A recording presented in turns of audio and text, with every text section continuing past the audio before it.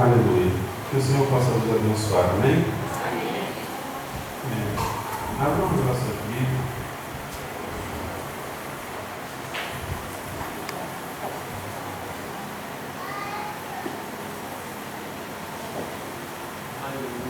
No Evangelho de Marcos.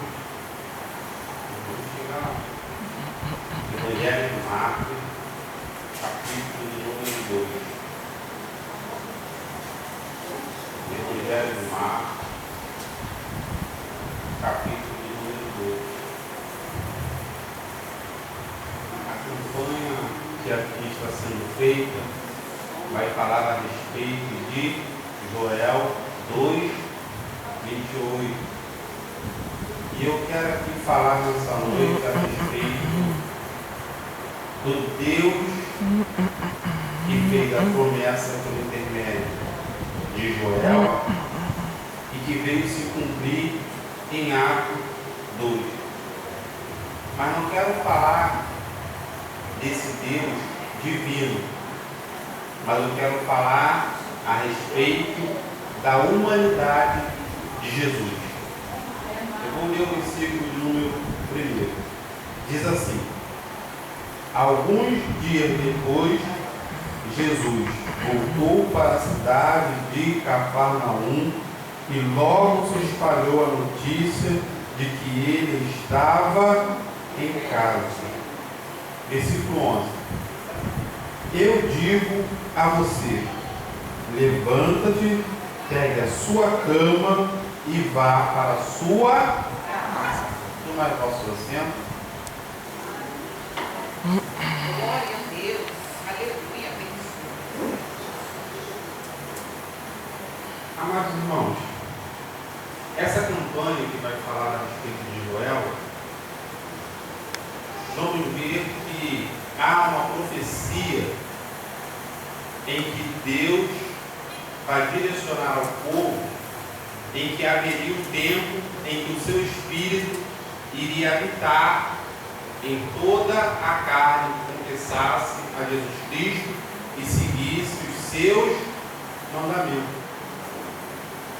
Em Atos capítulo 2, começa a se iniciar o cumprimento dessa profecia. E eu quero falar nessa noite a respeito do Deus dessa profecia, mas não o Deus divino, porque às vezes nós lemos a palavra de Deus e vamos ver Jesus realizando um milagre e vamos pensar assim: Jesus fazia porque ele era Deus, ele fazia porque ele tinha todo o poder. Mas aí é que muitas das vezes nós vamos nos enganar, porque a Bíblia vai dizer que Jesus ele veio a essa terra com um corpo igual ao nosso, sujeito às mesmas paixões. E eu quero falar sobre esse Jesus humano e as dificuldades que ele teve no seu dia a dia. Dificuldades essas que nós também temos. Porque a Bíblia vai dizer que Maria vai contrair o seu matrimônio com José. E ao contrair esse matrimônio, a Bíblia vai dizer que vai nascer Jesus. A história vai nos relatar que José, ele já era um homem feito quando ele veio contrair esse matrimônio com Maria. E Maria era uma simples jovem dos seus 12 aos 15 anos, porque para aquela cultura da época era normal a menina no seu primeiro ciclo ela já está pronta para o casamento. Para a nossa sociedade hoje é um pouco constrangedor, porque José já era um homem feito dos seus 30 aos 40 anos. Mas naquela época aquilo era normal para aquele povo. E agora ele vai contrair um matrimônio com Maria. E nasce Jesus. O problema é que naquela época a menina ela tinha que casar viva. Então essa questão de que Jesus foi fruto do Espírito Santo, a sociedade não aceitou. Porque era normal a menina casar e existe um documento do segundo século, escrito por Celso e reputado por Orígenes, que vai trazer uma fofoca ou um boato da época. E o boato era que quando Jesus nasceu, na verdade, ele era filho de um soldado romano de nome Pantera, e que sua mãe havia sido estrupada. Então Jesus vai nascer e vai começar a sua idade, imagino eu, a sua idade infantil, de sua juventude, e vai escutar esses boatos, essas brincadeiras de mau gosto.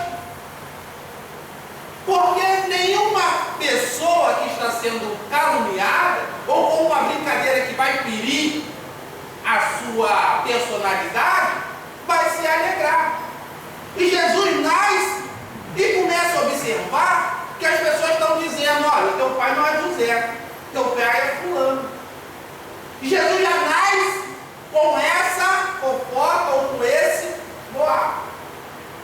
E aí ele vai dizer que ele vai crescendo e se fortalecendo. E a Bíblia vai nos trazer um relato ainda maior e melhor, é que os irmãos de Jesus, eles não gostavam muito de Jesus. Eles não iam muito com a cara de Jesus.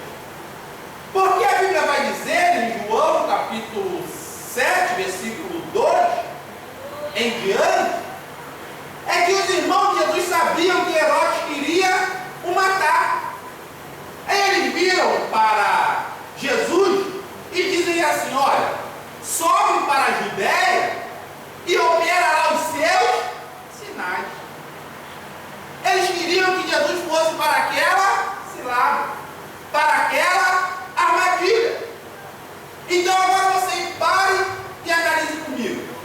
Uma criança que já nasce sendo caluniada por boatos da época, agora dentro do seu próprio lar vai se levantar os seus irmãos tentando o matar.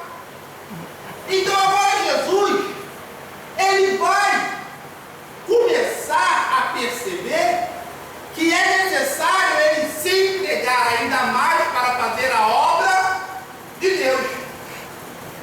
Aí a Bíblia vai dizer assim, que Jesus, Mateus 4,13, deixando Nazaré, ele vai habitar na cidade de Cafarnaum, uma cidade marítima, imagino eu de frente para o mar. Mas o problema é que esse deixando Cafarnaum não é deixando Olinda e vai morar no Paiol. Não é deixando Olinda e vai morar em Nilópolis. É um deixando que o grego, que a tradução portuguesa muitas das vezes não vai trazer o relato ao pé da letra do que o grego quer dizer. Esse deixando vai trazer uma conotação de que Jesus foi expulso da cidade de Nazaré. Agora você imagina uma pessoa que está ouvindo boatos, seus irmãos não gostam dele, e agora ele é expulso da cidade de Nazaré. E a Bíblia vai dizer que deixando Nazaré vai morar em Cafarnaum. E por que Jesus vai morar em Cafarnaum? Se você for ler Mateus 27, 7, Marcos 15 e João 19, você vai ver que ao pé da cruz tinham diversas mulheres. E dentre elas, uma mulher chamada Salomé. Salomé era irmã de Maria. E sendo irmã de Maria, era tia de Jesus. Então eu quero pensar que Jesus deixa Nazaré e vai para a casa da sua tia. O problema é que a casa da tia não é a sua casa. Então ele chega para a sua tia e vai dizer: tia, olha só, as coisas estão difíceis para mim em Nazaré. Me permita que eu venha morar contigo. E, aparentemente, segundo a Bíblia, ele vai morar nessa cidade. Então agora você vai juntar os três fatos. O primeiro, do boato. O segundo, dos seus irmãos que não gostavam dele. E agora ele vai morar na casa da tia de favor. Ele tinha diversos motivos para não continuar servindo a Deus. Mas o problema é que Jesus, ele tinha um objetivo. E o objetivo de Jesus era fazer a vontade do Pai.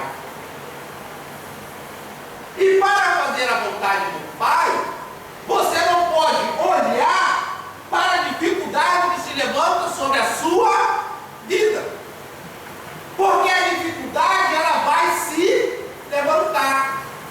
Mas aí nós temos que entender que quando ela se levantar, se você tem um objetivo, você vai transpassar essa barreira. Aleluia. Aí a Bíblia vai dizer que agora ele está morando em Cafarnaum. E essa mulher de nome Salomé vai chegar para Jesus e vai dizer assim: olha, no teu reino, permita que esses meus dois filhos sentem um à sua esquerda e outro à sua direita. Você vai entender que isso é um pedido de família, é um pedido de parente. Mas o problema é que o reino de Deus não é para parente. O reino de Deus não é para dar privilégio para familiares. Se você quer um privilégio dentro do reino de Deus, você tem que fazer por merecer. Porque a Bíblia diz: ser fiel até a morte e dar-te-ei a coroa da vida. A Bíblia diz: ao vencedor, eu permitirei que ele se assente comigo no meu trono. Ao vencedor, dar-lhe-ei o manjar celeste. Então, para ter privilégio no reino de Deus, não é na parentela, mas é ao que vencer. Não é ao que olha para trás. Não é ao que desiste. Não é ao que deixa a sua cruz, mas sim aquele que segue para o alvo, que é Cristo Jesus. Aleluia. Glória a Deus. Porque privilégio no reino não é comprado com dinheiro. Não é comprado por ser filho do pastor. Não é comprado por ser parente próximo do dirigente. É comprado com obediência à palavra de Deus. Porque se você quer um privilégio, você tem que fazer por merecer. Glória a Deus. Aí a Bíblia agora vai dizer que Jesus vai repreender ela e vai dizer: olha, você não sabe como é as coisas. Porque muitas das vezes estamos andando com Jesus, mas não sabemos como ele vai operar. E a Bíblia vai dizer que agora ele começa a realizar os seus milagres, a qual nós lemos em Marcos, capítulo de número 2. O ministério de Jesus ficou bem restrito àquela região do mar da Galileia, que na verdade não era um mar, mas sim um lago de água doce. E Jesus seu ministério sobre aquela margem daquele rio. E a Bíblia vai dizer, e nesse versículo que nós lemos, que havia uma multidão que estava ouvindo o Senhor ensinar, e existiam pessoas que estavam trazendo um paralítico para ser curado. Aqueles que estavam trazendo o paralítico, eles vão observar e vão ver que pela porta eles não conseguiriam entrar. Mas o problema é que eles tinham um objetivo, eles tinham um foco. E quando se tem um foco, não é a primeira barreira e nem a primeira muralha que vai te fazer você parar do seu objetivo. Porque as muralhas e as barreiras, elas vão se levantar. Mas quando você tem um propósito e um objetivo na presença de Deus, Deus vai te dar uma estratégia para que você possa alcançar os seus objetivos. Se as barreiras estão se levantando, não pare, porque Deus vai providenciar um atalho para você chegar aonde você precisa estar. Aí a Bíblia vai dizer que eles olham e vê que pela porta era o caminho mais fácil. Mas pelo caminho mais fácil, eles não iriam conseguir alcançar os seus objetivos. Então eles vão contornar a porta para poder subir ao telhado. O problema é que para subir pelo telhado, você vai perceber que é mais difícil do que pela porta. Aí às vezes você vai ver que uma barreira se levanta contra a sua vida e você consegue traçar um atalho. Mas quando você chega próximo e percebe que esse atalho parece que a segunda barreira é pior do que a primeira. Mas sendo que eles tinham um objetivo. E quem tem objetivo não desiste. Quem tem objetivo segue firme. Quem tem objetivo vai até conseguir o que ele quer. Porque existe o objetivo e a vontade. A vontade ela dá e passa.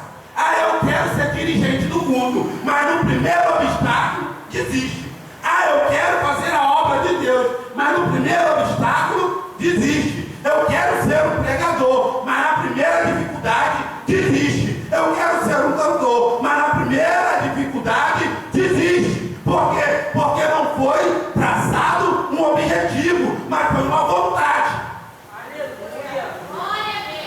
Mas quando você tem um objetivo, você não vai desistir dos seus sonhos, porque você sabe o tempo que você orou para poder chegar nesse degrau que você está.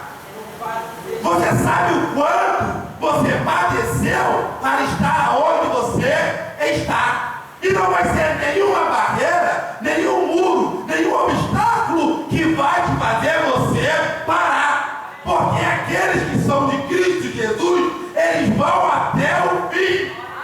Aqueles que estão firmados em Jesus não desistem. E a Bíblia vai dizer que agora eles vão olhar na parede e vão ter que subir. Mas sendo que eles vão subir e vão levar o paralítico consigo. E o interessante dessa passagem é que quem estava na porta não se doeu ou não se comoveu com a situação do paralítico. Aí às vezes você olha e percebe, a minha situação é difícil e não tem ninguém que está se comovendo para me ajudar. Não tem ninguém que está se levantando para me ajudar. Mas os seus problemas não vão garantir que alguém venha te ajudar. Porque tem coisas que ninguém pode te ajudar.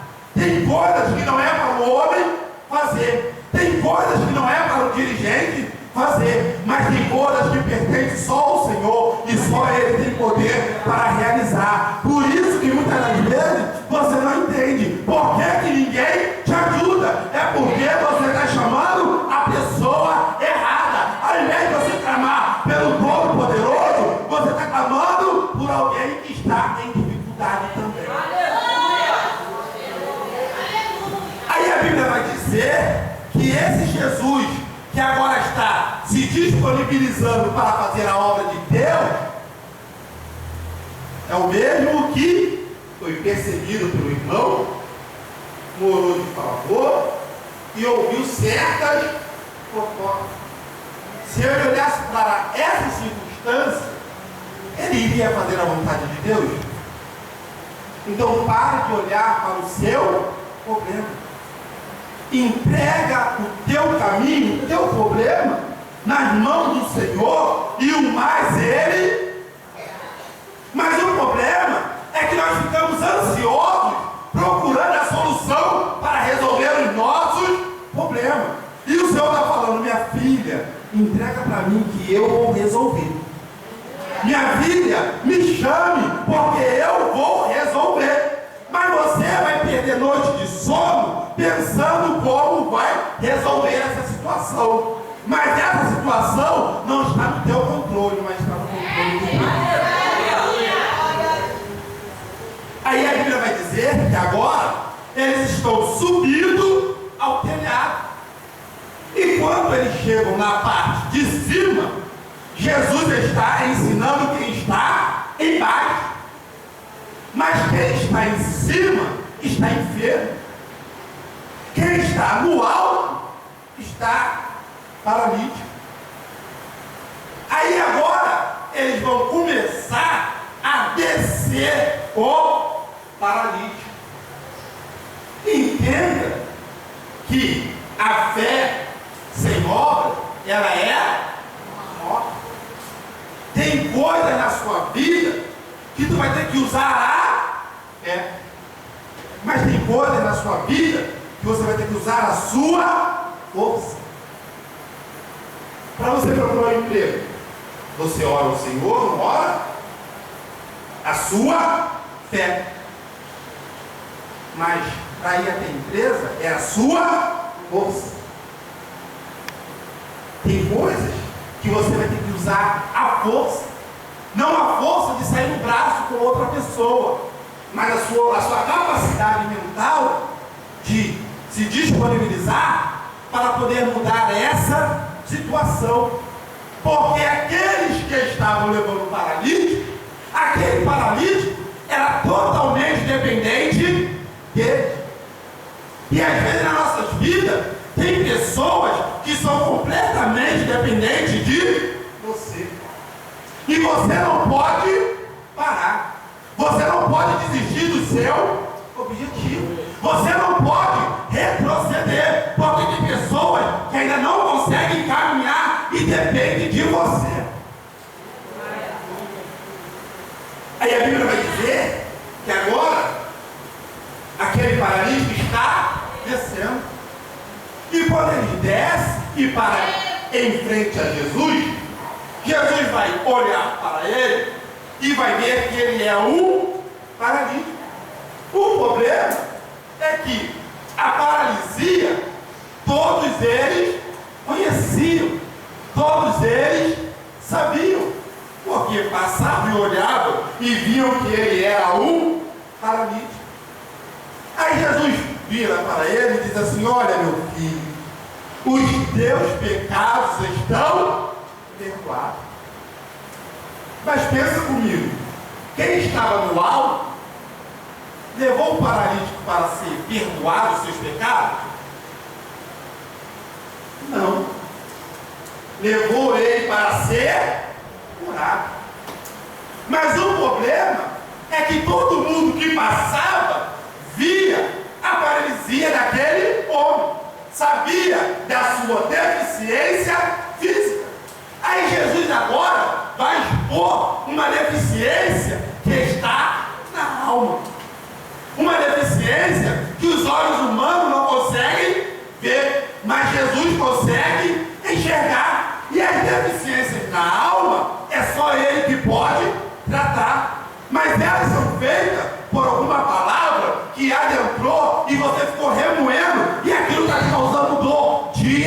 após dia, porque às vezes é mais fácil você receber um tapa e perdoar a pessoa do que perdoar uma palavra que veio no seu coração e está transformando uma simples palavra em uma grande enfermidade, porque a enfermidade da alma é só Ele que pode curar. Aí a Bíblia vai dizer que Jesus olha para ele e vê que a sua alma está ferida. Aí Deus não vai tratar por fora, porque por fora a estética parecia normal, mas Jesus vai saber que por dentro havia uma grande ferida, porque a Bíblia vai dizer que a alma que pecar, essa morrerá. Aquela alma já estava condenada ao inferno, mas aí Jesus, com a sua grande graça e sua grande misericórdia, vai dizer para ele: olha, meu filho, os seus pecados estão perdoados. Olha, eu não sei o que você fez não, mas nessa noite eu venho te perdoar, porque a minha graça te alcançou. Aleluia!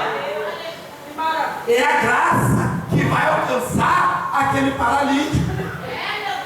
Aí agora, aqueles que estavam no alto vão olhar e perceber que o paralítico foi tratado. Porque Jesus começa a tratar conosco por dentro. Porque Ele começa a tirar aquilo que não era para estar aonde que está.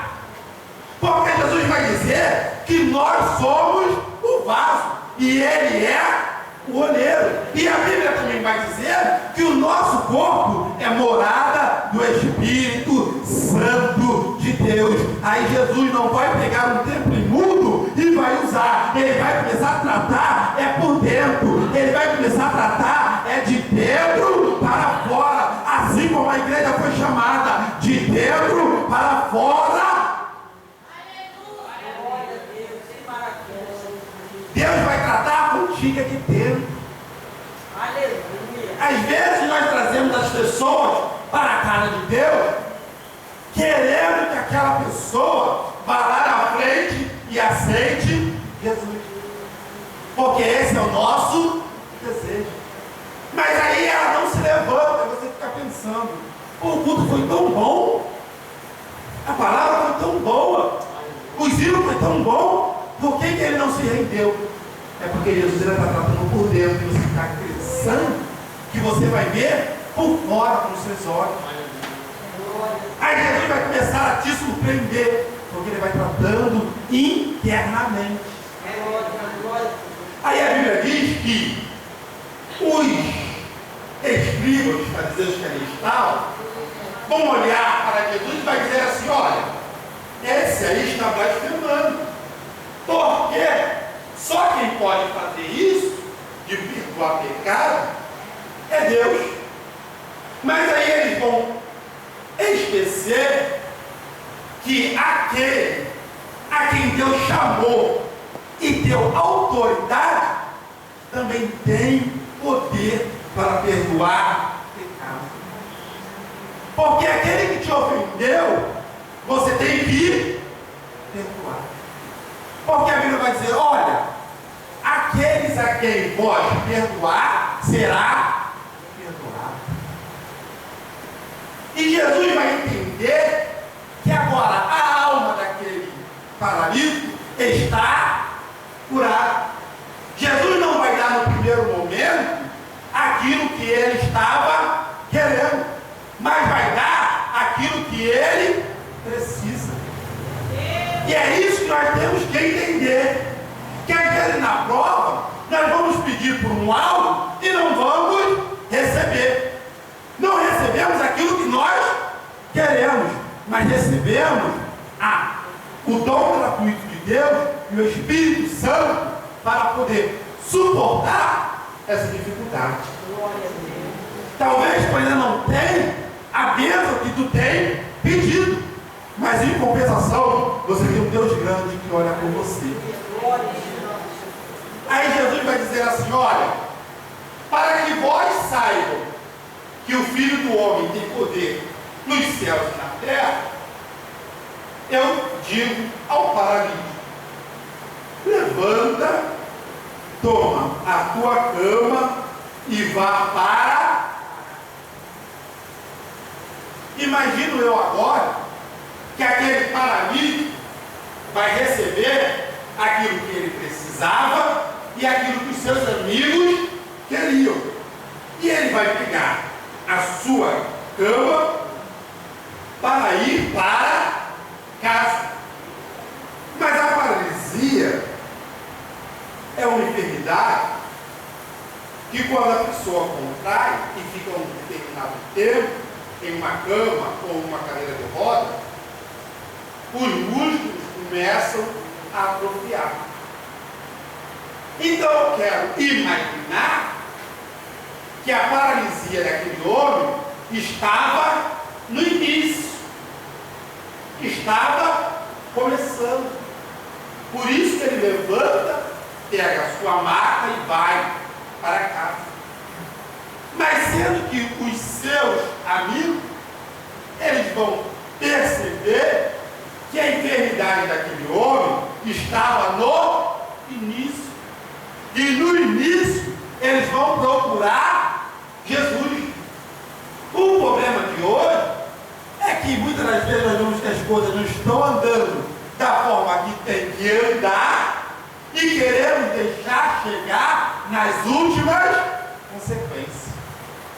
Ao invés de chamarmos Jesus no início, nós esperamos para chamar Jesus no fim. Porque a Bíblia vai dizer que havia um casamento e o vinho acabou. O vinho não acabou, foi acabando aos poucos. Mas só chamaram Jesus no final. Só chamaram Jesus nas últimas consequências. A Bíblia vai dizer que Pedro estava caminhando por cima das águas. E ele começa a afundar.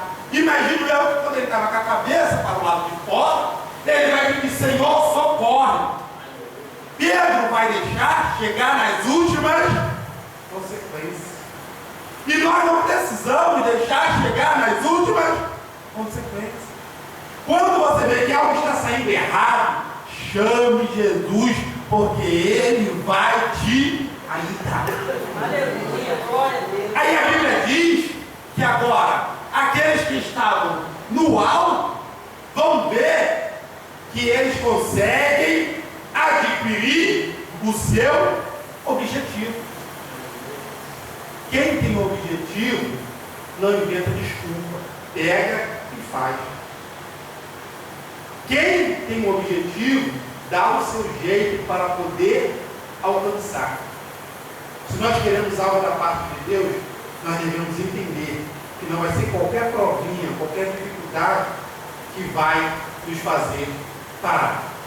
Como eu vos falei, Jesus tinha motivos para desistir, mas ele tinha um objetivo: fazer a vontade do Pai.